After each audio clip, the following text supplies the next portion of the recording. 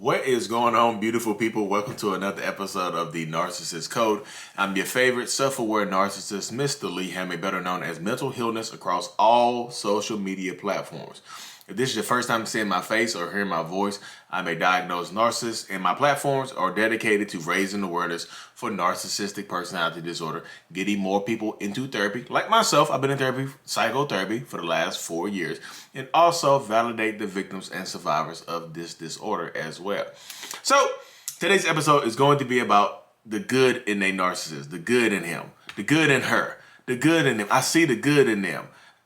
So when I'm talking to people over Zoom, when I'm doing my one-on-ones over Zoom and things like that, one of the main things that keeps people in these toxic relationships with narcissists or borderlines or whoever, you don't have to have a personality disorder to be toxic, but one thing that keeps people in toxic relationships is the fact that they think beneath the surface of all the narcissism is a good person. I can see the good in them. I see it. I know if I just stay a little longer, maybe the good will come out. Maybe I can pull the good out of them. Maybe the next person won't be able to see it. Maybe the previous person couldn't see it, but I see the good in them. I'm not going to abandon the good in them. There's people I've spoken to that spent 40 years trying to find the good in somebody. There's people that spent 10 years, 5 years, 1 year, 6 months. Like, what if there's no good in them? I think that people have to realize that sometimes that when you're dealing with a narcissistic person, a toxic person, a person that could possibly have high narcissistic traits, that sometimes there's not any good in that person. This is who they are. I know a lot of times people want the person in their life, their toxic person, narcissist, whatever, to be self-aware. They want the self-aware narcissist. If I have to have a narcissist, I want a self-aware one. Because the self-aware ones, what it seems like, are good ones, or good narcissists. Y'all are the good ones. I think the self-aware people that you see could, like myself, and Ben Taylor, and Sarah Cruzan, and HG2, and Sam Fack, and whoever, you see all those people out here doing what they do.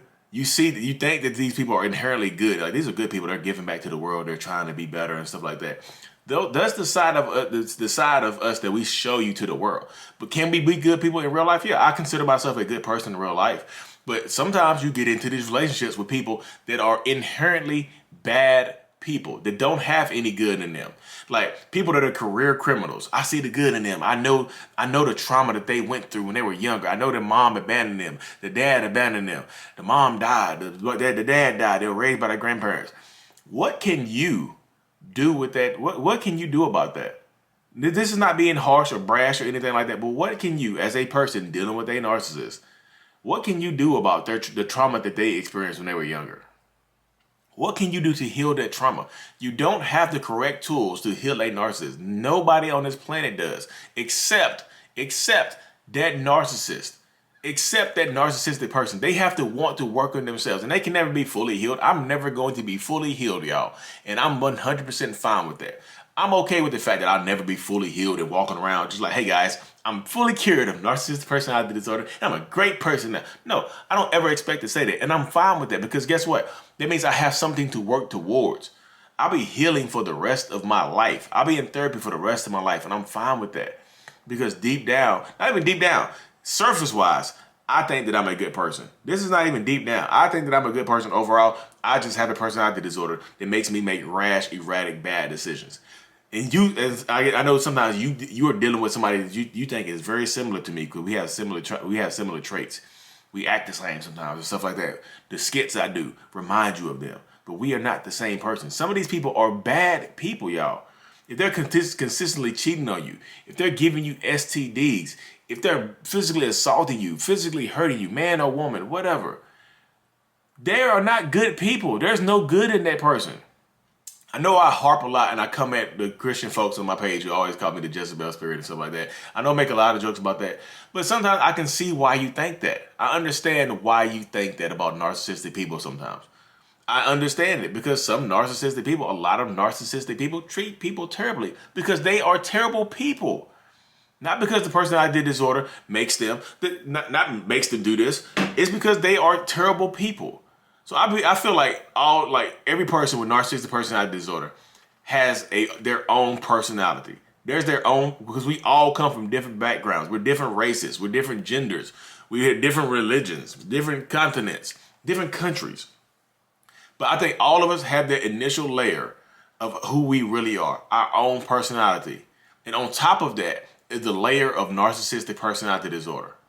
We have to want to crack through that layer of, we have the narcissists themselves has to want to crack through that layer themselves to reveal who we really are, to reveal ourselves. That narcissistic wall, the personality disorder is like a wall that protects the real us. You know what I mean? You want to see the real narcissist? Get them a little tipsy. Get them a little tipsy. Not drunk because that brings up the rage monster. Get them a little tipsy. You'll see that the guards go down. The walls go down a little bit. You see they might be loving, they might be caring, they might be chill.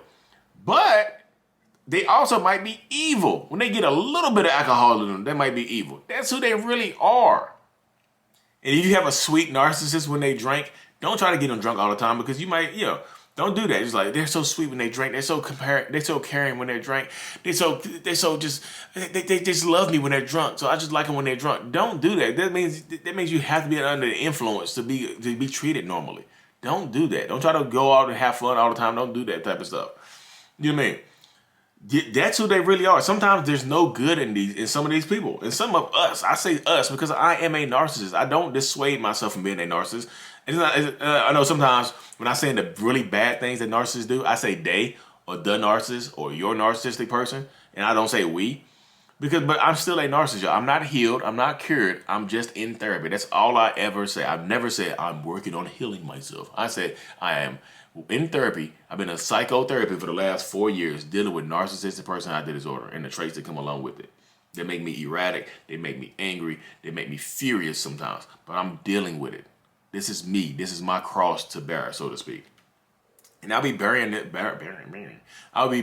cross for a very, very long time, and I'm fine with that. I'm cool with that. But there's a good person beneath my narcissism. I know it is. I've shown it. I've done it. But if you are dealing with a narcissist, there might not be a good person beneath that surface. If you are dealing with a narcissist that has cut off all their friends and family, and the only person that they deal with is you, why don't they have friends and family? Why don't they have anybody else willing to deal with them outside of you? I feel like you got to open your eyes to understand that sometimes there's not a good person beneath the surface and you're fighting for nothing. You're fighting for a shell. You're fighting for the possibility of a good person being there because they showed you a good person at the beginning. Who in the hell, if they want to sleep with you, if they want to have a relationship with you, whatever, who in the hell would show you the bad version of themselves? Who just comes off straightforward and just treats you terribly on the first date? Who does that? Nobody. Because everybody on the planet puts their best foot forward when they're trying to acquire a significant other or a mate or trying to clap some cheeks. Everybody's going to put their best foot forward. Everybody's like, hey, look, this is me. This is what I'm going to do to you. I'm going to treat you terribly. Hey, if you stay with me 5 years down the road, we're going to get divorced. You're going to be Trump bonnet. You're going to go through so much pain, suffering, and anxiety because of me. Do you want to sleep with me right now? Do you want to start this relationship? And it's the crazy thing about it, some people will say yes. Like, at least you're honest. At least you're honest with me. We can work on this stuff. Goodbye. Good night. Because you've been for a terrible life if you are willing to accept somebody that says they're crazy up to you.